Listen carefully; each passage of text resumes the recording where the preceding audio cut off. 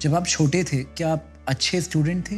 मैं एक बहुत ही सामान्य विद्यार्थी रहा। मैं कोई किसी भी प्रकार से कोई मुझे नोटिस करे ऐसा नहीं था। हम्म, लेकिन मेरे एक टीचर थे वेलजी भाई चौधरी करके, वो मेरे प्रति बहुत वो रखते थे। तो एक दिन वो मेरे पिताजी को मिलने गए थे। हम्म, मेरे पिताजी को कह रहे थे इसके अंदर इतनी टैलेंट है, लेकिन ये कोई ध्यान नहीं केंद्रित करता है, ऐसे ही है, जबाती बातें की चीजें करता रहता है। हम्म, लेकिन मुझे ज्यादा पढ़ना है, अगर उसमें कंपटीशन का एलिमेंट है हम्म, तो मैं शायद उससे दूर भागता था। ऐसे ही परीक्षा पास कर लो भाई, निकाल दो, हम्म, ऐसा ही रहता था।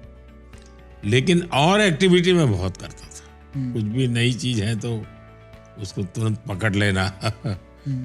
ये मेरा नेचर था।